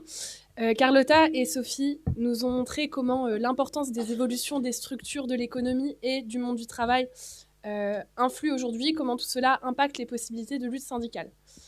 Pour comprendre la situation du syndicalisme aujourd'hui, il faut aussi se pencher sur les dynamiques propres au champ syndical, qui sont elles-mêmes en partie le fruit de rapports de force, de grandes évolutions socio-économiques. Est-ce que vous pourriez nous dresser un panorama général de la situation du syndicalisme aujourd'hui, de son évolution ces dernières décennies, c'est assez dense, et de ses enjeux les plus prégnants? Et en même temps, dans un second temps, comment toutes ces difficultés du syndicalisme que nous ont présentées Carlotta et Sophie ont été aggravées par une sorte de politique active de nos gouvernements contre les droits des travailleurs et des travailleuses, et comment finalement s'en sort le syndicalisme face à tout cela? Merci. C'est au-dessus de mes forces. Mais avant d'entamer mon propos, je voudrais évoquer un élément de contexte, d'actualité, qui a été évoqué tout à l'heure et qui me tient à cœur et qui a, à mon avis, une grande importance. Nous avons entendu le jeudi 16 janvier le Premier ministre répondre à Manuel Bompard, coordinateur de la France Insoumise, qui venait de présenter une motion de censure déposée par son groupe après la déclaration de politique générale du Premier ministre. Nous avons entendu Bayrou répondre en citant intégralement, fait tout à fait inédit, une lettre ouverte à destination des élus et responsables politiques, signée par plusieurs secrétaires généraux de confédérations syndicales, je les cite pour pas qu'il y ait d'ambiguïté, CFDT, FO, CFTC, CGC, et par les présidents des organisations patronales au grand complet, MEDEF, UDP, CPME. Cette lettre, publiée en décembre, je vous y renvoie, dont la presse a relevé le caractère très politique, ce qui n'a gêné aucun des signataires par référence à la charte d'Amiens cette fois-là, s'alarmait de l'instabilité politique et appelait, au nom de l'esprit de responsabilité, des signataires à retrouver au plus vite le chemin de la stabilité, de la visibilité et de la sérénité. On est en pleine sérénité. Comment ne pas y voir la volonté de laisser sa chance à Bayrou? Comment ne pas y voir la volonté de ne pas gêner Macron et de les laisser continuer? Depuis, les mêmes confédérations, rejointes par la CGT, ont décidé de participer au conclave convoqué par le Premier ministre pour proposer des aménagements à la réforme des retraites, sans l'abroger ni même la suspendre, sans dégrader l'équilibre financier de la réforme Borne des 64 ans. Elles le font toutes au nom de la nécessaire stabilité. Nous en sommes là. Ces faits provoquent de nombreux débats dans les organisations syndicales, des débats âpres. S'agit-il là du rôle des syndicats? Est-ce compatible avec leur mandat? Nous sommes au cœur d'un terrible danger qui consiste pour le gouvernement, celui-ci comme le prochain probablement, à transformer les sommets des confédérations en rouage de l'application de sa politique. Il faut s'entendre sur ce qu'est le néolibéralisme. C'est le capitalisme en crise, le capitalisme décomposé, incapable de surmonter ses propres contradictions, contraint de tout remettre en cause, contraint de s'attaquer à tous les droits sociaux et démocratiques, à tous les acquis, à toutes les règles, à toute la protection sociale, déstructurer et précariser les relations de travail pour préserver encore sa capacité à réaliser les profits, à exploiter le travail salarié. Il s'agit pour le capital d'établir de nouvelles relations de travail débarrassées de toute entrave à la diminution du coût du travail. Et cela se concentre sur l'existence du Code du travail et des conventions collectives, mais aussi sur la place et le rôle des syndicats. Il faut aussi s'entendre sur ce qu'est le syndicat. C'est l'association libre de salariés pour défendre leurs intérêts individuels, collectifs, leurs salaires, leurs conditions de travail et toutes leurs revendications face à l'employeur, face à l'État, avec la claire conscience que ces intérêts sont antagoniques à ceux de l'employeur, ceux du patron. Bien sûr, et c'est la vie, il peut y avoir des compromis, des négociations en fonction des situations et des rapports de force. Mais les intérêts restent antagoniques, définitivement, dans le cadre des rapports de production capitalistes. C'est la lutte de classe, et le syndicat est l'outil que les salariés ont construit pour surmonter la division, l'atomisation, la concurrence que veut leur imposer l'autre classe, celle des propriétaires des moyens de production. Les choses ainsi formulées, j'ai bien conscience que cela relativise ce qu'on appelle le dialogue social et encore plus les conclaves. Alors il n'est pas inutile de faire l'état des lieux. Depuis une quarantaine d'années, une avalanche de lois, avec souvent des conflits, ont profondément transformé le cadre juridique des relations de travail. Ces transformations ont accompagné la volonté des entreprises de modifier en profondeur, à leur avantage, le contrat de travail ou statut qui lie individuellement chaque salarié à son entrepreneur et aussi de se servir presque à guichet ouvert dans les fonds de la protection sociale. Schématiquement, on peut dire que ces transformations ont individualisé, affaibli, précarisé la situation des salariés vis-à-vis de leur employeur. Et je vais donner quelques dates. En 1979, les CDD, contrats à durée déterminée, sont inscrits dans la loi.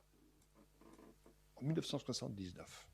En 1982, les lois Auroux créent la possibilité d'accords dérogatoires sur le temps de travail.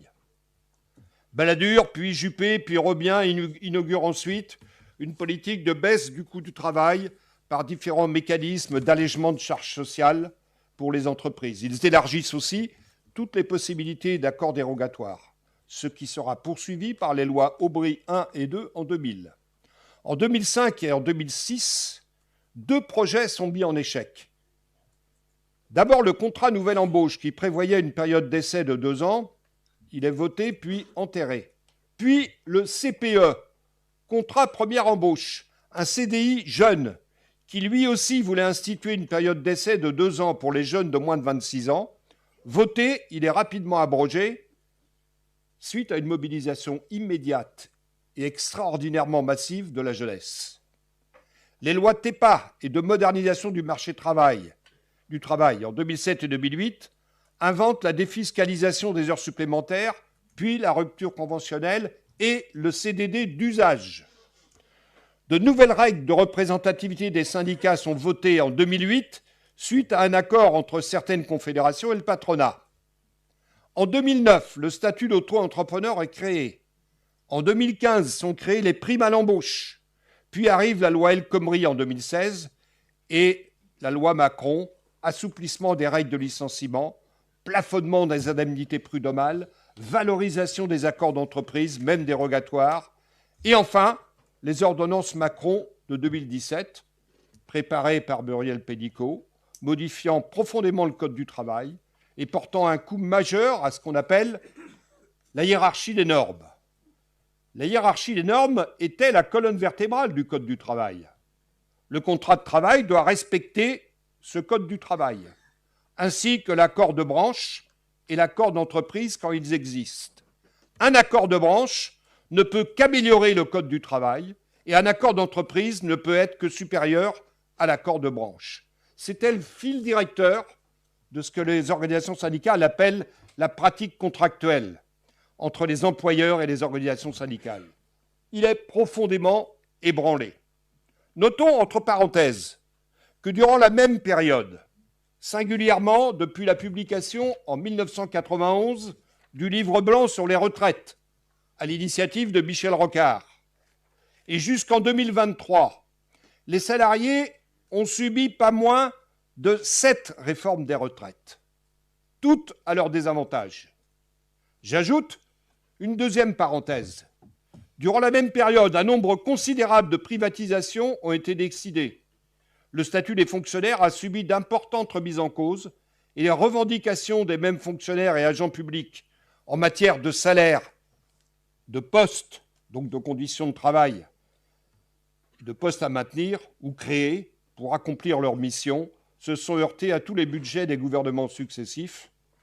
Ces parenthèses sont 2 autres marqueurs des politiques dites néolibérales. Donc, ce détricotage, je reprends l'expression, du Code du travail et des statuts ont été et sont utilisés à leur avantage par les entreprises, les capitalistes et l'État pour considérablement dégrader les conditions de rémunération et de travail. Jusqu'à créer, quand ils le peuvent, des zones ou des secteurs de non-droit pour les travailleurs.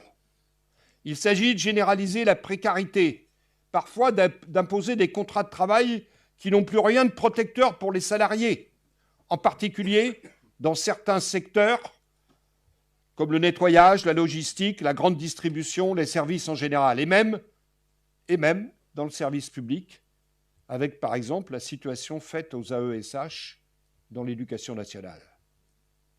Notons que le combat nécessaire pour les revendications, pour défendre les droits, pour défendre les règles qui protègent, rétablir celles qui ont été supprimées, voire en gagner de nouvelles, est certes un combat syndical, mais c'est aussi un combat politique.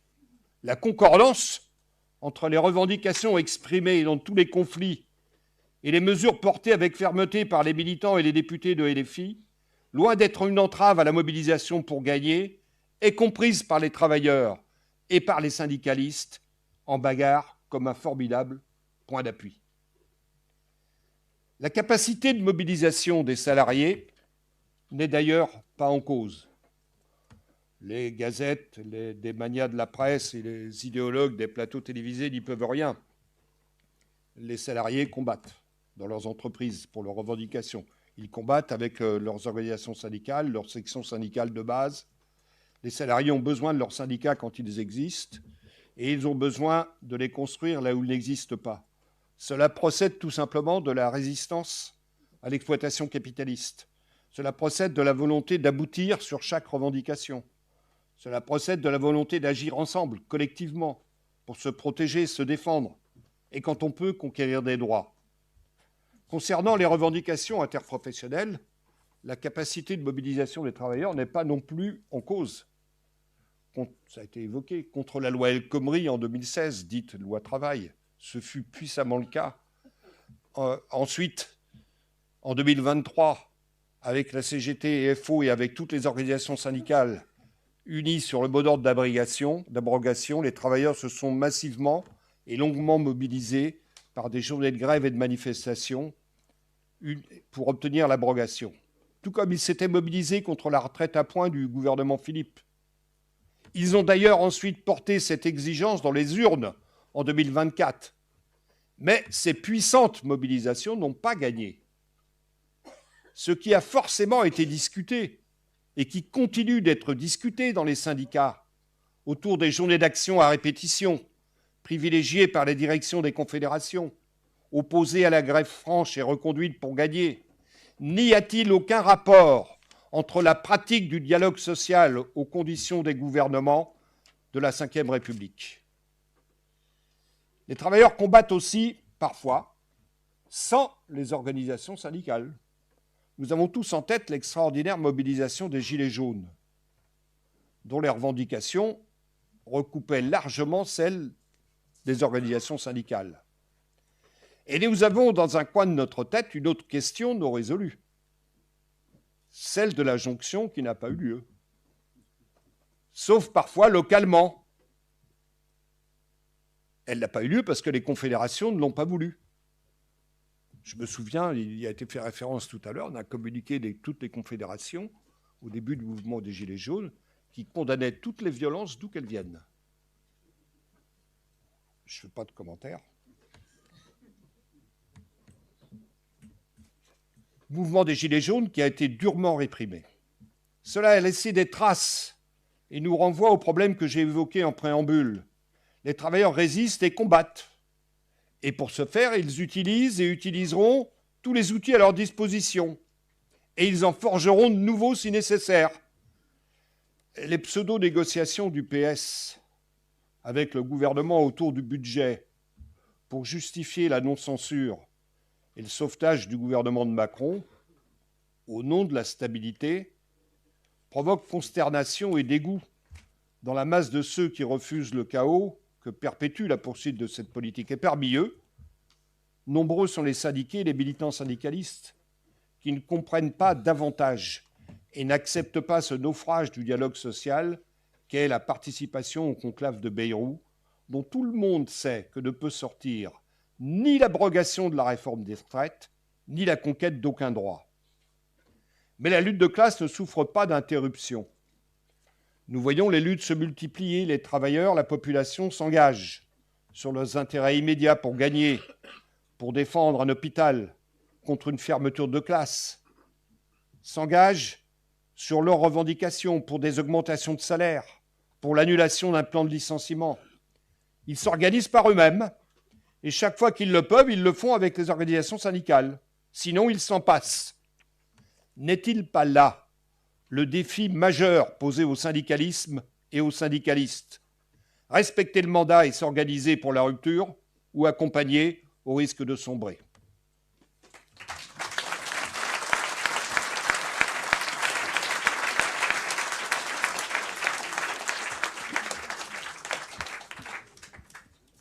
Merci beaucoup Hubert. Donc pour finir ce tour de questions, on va vous donner la parole donc, à Kamel Brahmi. Vous êtes secrétaire général de la CGT en Seine-Saint-Denis. Comment vous appréhendez ces dynamiques qui ont été décrites jusqu'à maintenant, notamment au regard du fait que la Seine-Saint-Denis est un territoire en première ligne des luttes, dans le passé tout d'abord en tant que territoire emblématique de la banlieue rouge et aujourd'hui encore en étant l'un des départements les plus précaires de France et territoire aussi de nombreuses luttes récentes. Je pense par exemple au piquet de grève d'Aubervilliers à Romainville ou encore toutes les luttes populaires antiracistes qui sont menées dans ce territoire. C'est aussi un des départements à l'avant-poste des transformations du salariat et du développement du travail indépendant. Aujourd'hui, le néolibéralisme a-t-il sonné la fin du syndicalisme en Seine-Saint-Denis ? Quelle est la réalité de l'action syndicale dans un tel territoire et quels sont les nouveaux enjeux que les travailleurs et travailleuses rencontrent ? J'ai 2 heures, c'est ça ?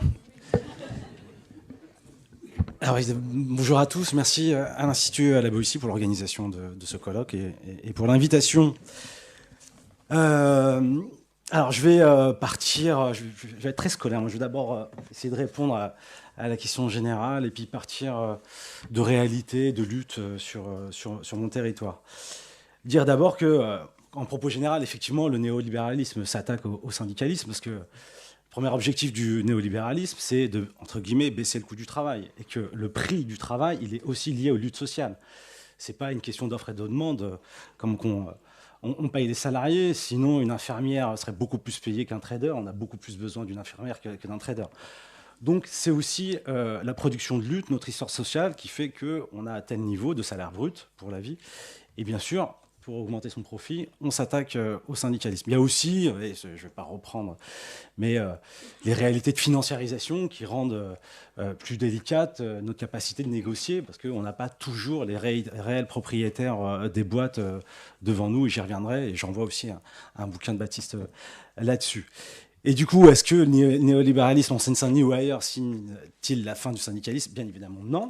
Et on va prendre comme exemple, et puis après on reviendra sur la Seine-Saint-Denis, mais ce qui se passe aux États-Unis, qui est la mecque du néolibéralisme. Et dernièrement, on a vu quand même une certaine vitalité du syndicalisme, une vitalité du syndicalisme qui a aussi qui s'appuie sur un certain nombre de bougées, de culture syndicale. On était plus sur un syndicalisme qu'on dit de service.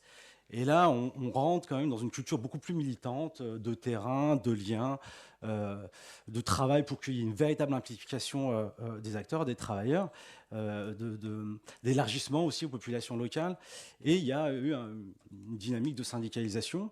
Et j'insiste, ça part vraiment de réalités concrètes, conditions de travail, salaire. Là, on n'est pas sur des choses, on va dire, plus globales, plus générales ou, entre guillemets, plus politiques. Mais je reviendrai aussi sur la question politique, je crois, qui est pas mal dans les têtes. Donc, à partir de luttes dans le 93, pour essayer de contourner ces difficultés, de s'adapter à nos réalités et d'essayer d'obtenir ce qu'on appelle des gains revendicatifs. Je vais prendre un exemple, enfin je vais en décliner un certain nombre qui tous racontent quelque chose. D'abord, la lutte pour un plan d'urgence éducation nationale en Seine-Saint-Denis, qui a été une lutte vraiment territorialisée, très forte, qui est partie au départ d'une unité syndicale, par en haut, pas générale, mais quand même les 3/4 des organisations syndicales, sauf FO. Et à partir de ce cadre unitaire, on a eu des actions, des initiatives qui se sont déployées en territoire, par le bas, je vais le dire comme ça, et qui associaient donc syndiqués, enseignants, pas syndiqués, usagers, c'est-à-dire des parents d'élèves, usagers de façon indirecte, responsables associatifs, les parents d'élèves organisés à la FCPE, mais pas que, de la LDH, et aussi des associations de quartier, et les élus politiques. Voilà. Et ça a permis d'enclencher quelque chose qu'on a appelé une espèce de mobilisation véritablement populaire, quoi, où il se passait pas mal de choses, encore une fois, des micro-initiatives, des initiatives dans les villes, des réunions publiques, des distributions de tracts en commun, s'adapter aussi au rythme des populations, juste comme ça, c'est pas pour en faire grand cas, mais ça a atterri à un moment donné pendant une période de Ramadan, donc on a essayé de déplacer les initiatives pour permettre aux gens d'être davantage présents, etc. etc. Et on a réussi à... Alors, au bout du bout, il y a eu quelques avancées qui ne sont pas au niveau qu'on le souhaitait, mais on a occupé, animé, bataillé sur ce territoire autour de questions, égalité, service public. Ça a fait du bien, ça a politisé, on peut dire que ça a conscientisé, et puis on peut émettre l'hypothèse que tout de suite derrière, il y a eu les élections législatives, et que ça n'a peut-être pas été pour rien dans le résultat qu'il y a eu au niveau des législatives, parce que le 93 a eu le grand chelem du NFP. Toutes les circos ont été gagnés par la gauche, ce qui n'a pas été toujours le cas, loin de là, dans l'histoire récente. Donc voilà, il faut dire, je réponds en partie, j'y reviendrai, le syndicalisme, il fait de la politique, il ne s'occupe pas des partis politiques. Ça, c'est la position de la CGT, mais on fait de la politique à chaque instant. Autre lutte aussi qui parle un peu de notre époque et ce qu'on est en capacité de faire, ce qu'on est obligé de faire, vu l'adversité, des luttes sur les travailleurs sans papier. Alors c'est un salariat, je pense que chacun en a conscience, très vulnérable à partir du moment où il lutte à ciel ouvert. Et donc, besoin de construire des solidarités interprofessionnelles, d'avoir comme ça des réseaux de citoyens, de militants divers et variés qui font un peu le tampon entre le piquet et éventuellement des volontés répressives. Encore une fois, ils sont très très fragiles, entre guillemets, juridiquement.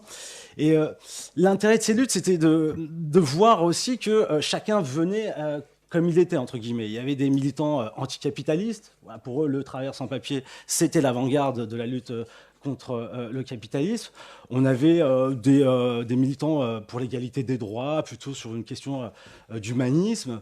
On a eu aussi des militants antiracistes. Voilà, c'était la quintessence de l'oppression raciste, ce que subissaient les travailleurs sans papier, et puis des militants syndicaux comme la CGT, où pour nous, en résumé, le travailleur sans papier est un prolétaire comme les autres. Il ne prend le travail de personne, mais il occupe les emplois dont personne ne souhaite occuper, quoi.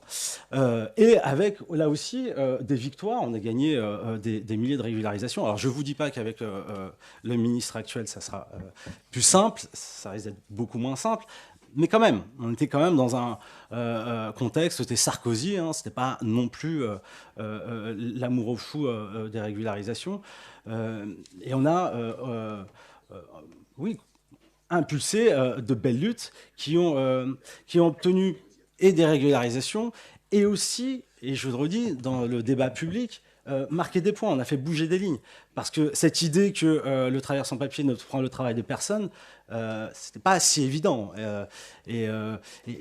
Bon, ça explique. Malheureusement, le vote d'extrême droite et les ressorts racistes du vote d'extrême droite sont encore très présents, mais il me semble qu'à cette époque-là, on a quand même, dans le débat public, fait bouger des lignes et marqué des points. Et là aussi, je pense qu'on peut dire qu'on fait de la politique, au sens large du terme.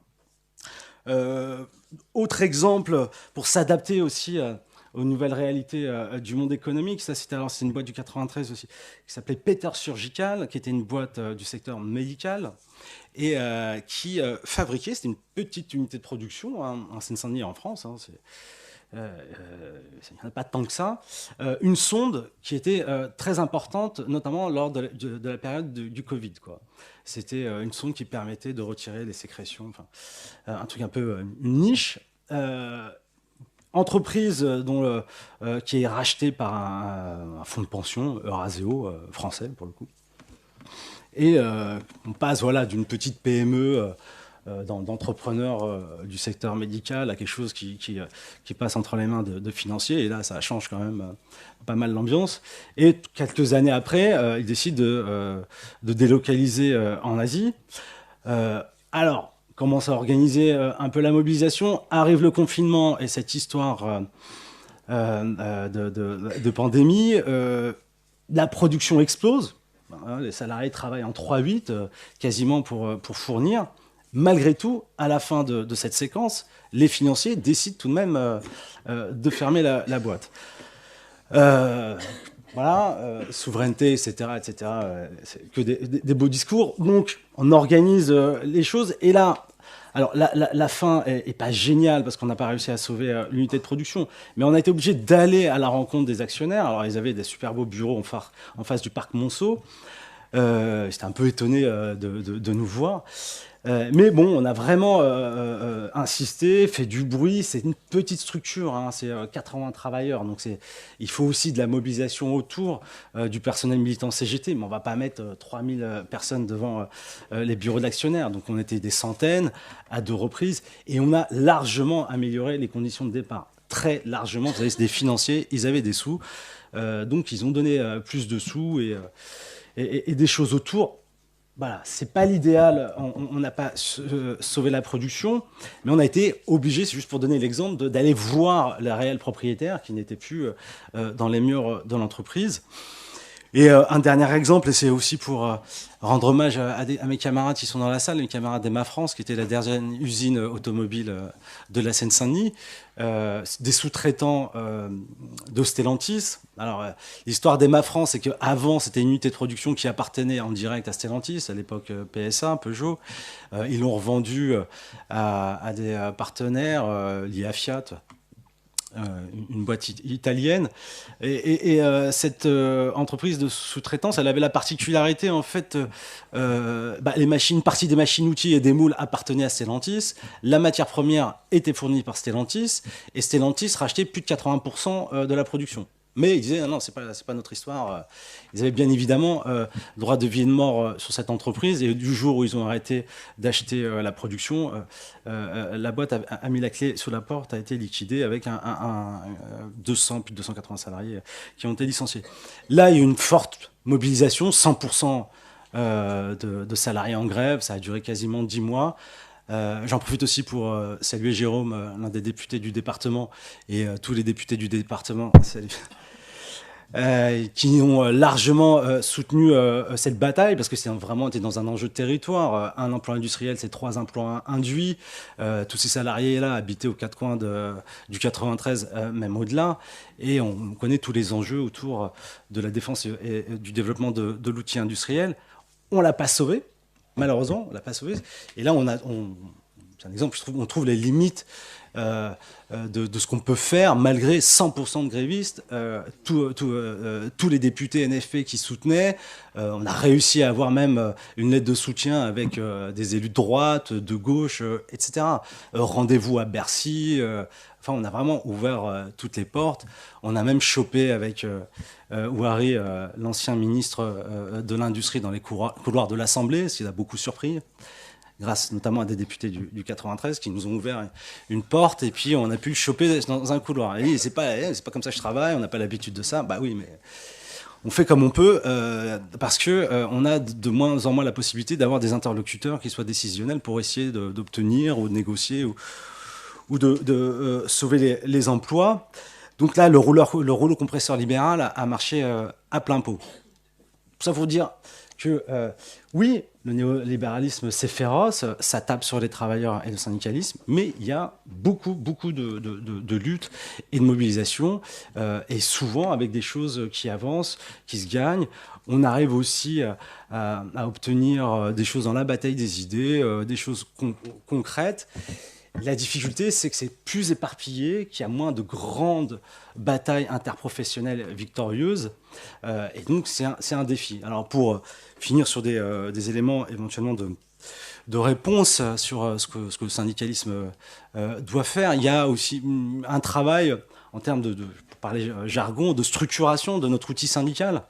Effectivement, les concentrations ouvrières à l'ancienne, avec le délégué syndical, le syndicat d'entreprise, bon, ça c'est moins le cas. Beaucoup de petites boîtes avec en France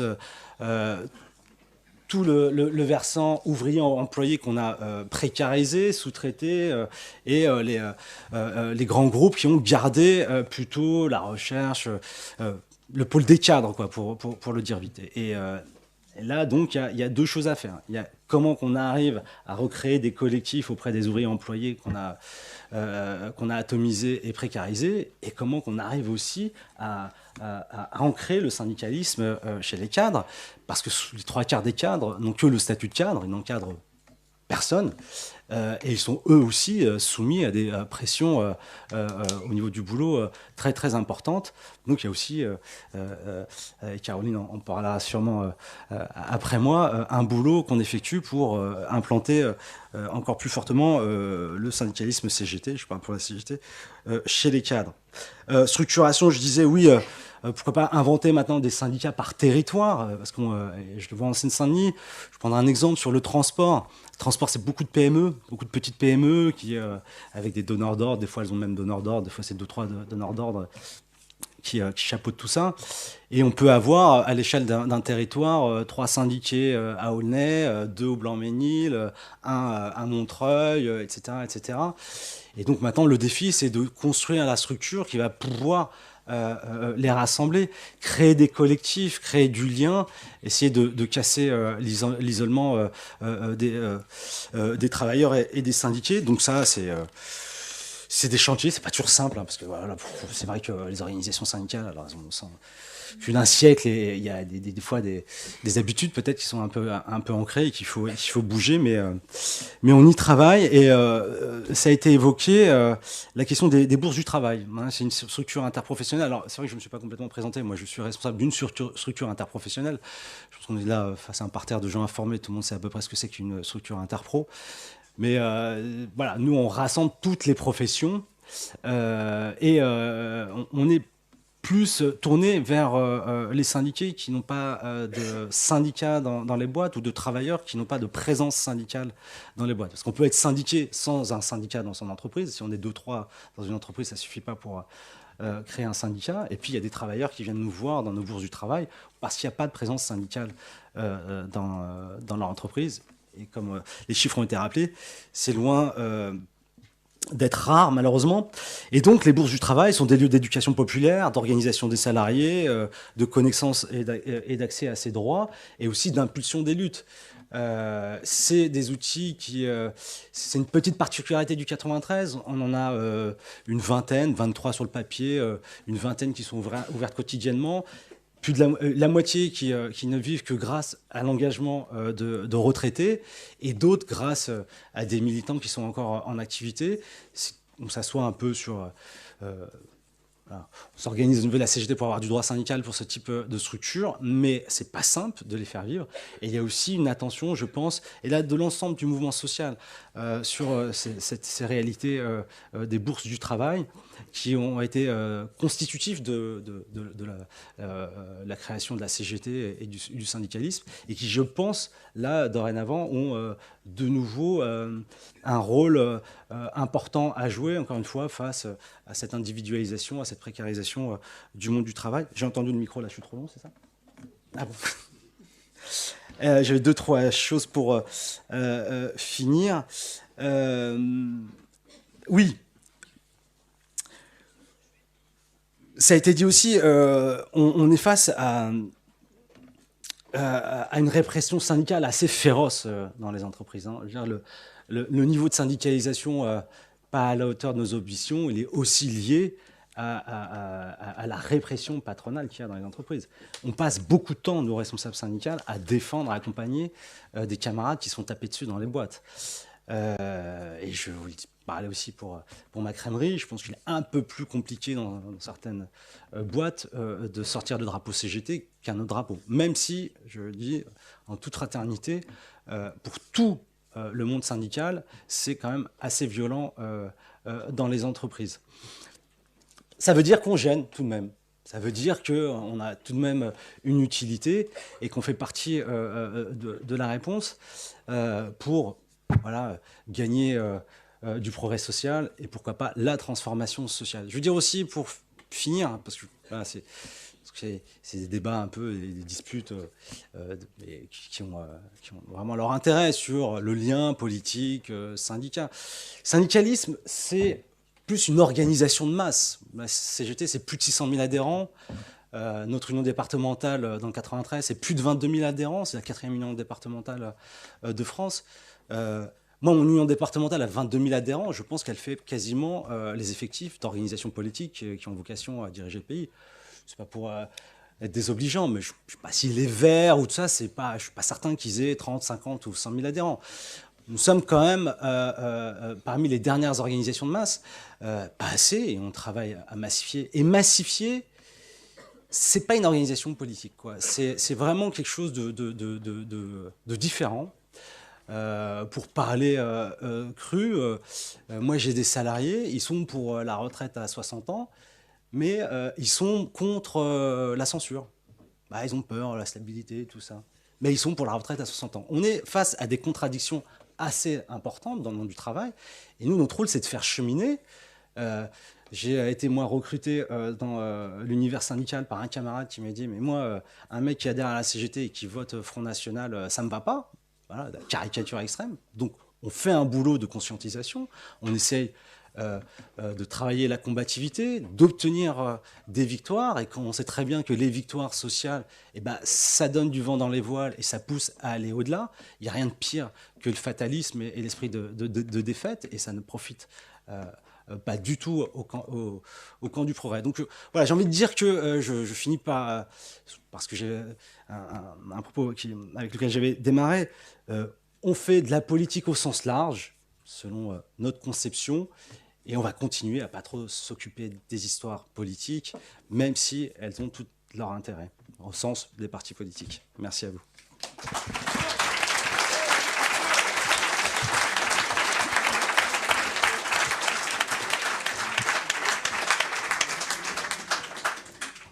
Merci beaucoup, Kamel, pour cette réponse passionnante. Merci aussi à Hubert, Sophie et Carlotta. On va s'arrêter là pour cette matinée qui était déjà très très intéressante, qui a pu susciter d'autres questions, je pense, chez vous. Et c'est des choses qui seront sans doute traitées et approfondies cet après-midi pendant les 3 autres tables rondes à venir après la pause déjeuner. Merci. Et un petit mot juste pour dire à tous ceux qui nous suivent en ligne qu'on va vous donner le lien pour la prochaine table ronde dans le chat. Et donc merci à tous nos intervenants, merci à Clémence Guettet et Maxime Kijou d'avoir fait l'introduction. Voilà, un grand merci. Et pour tous ceux